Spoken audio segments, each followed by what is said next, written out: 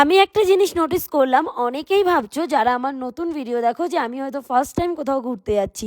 হয়তো তোমরা 2 বছর বা 1.5 বছর ধরে আমার ভিডিও দেখছো, বাট আমি বলে রাখি তাদেরকে যারা আমার প্রচুর পুরনো ভিডিও দেখতো, মানে গত 5 বছর বা 6 বছর ধরে, তারা জানতো আমি আগে দাদার সাথে সমস্ত জায়গাতে রাইডে যেতাম। তাই আমি প্রচুর ঘুরতাম, বাট ঘুরতে ঘুরতে একটা টাইমে আমার শরীরে আর কোনো রকম এনার্জি ছিল না যে আমি নর্মাল একটা মানুষের মতন ঘুরতে যাব, মজা করব।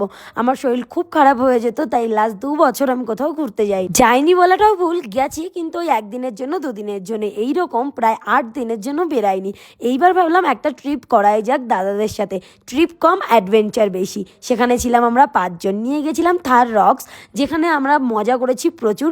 শিলিগুড়ি থেকে আমরা বেরিয়ে পড়েছি গ্যাংটকের উদ্দেশ্যে।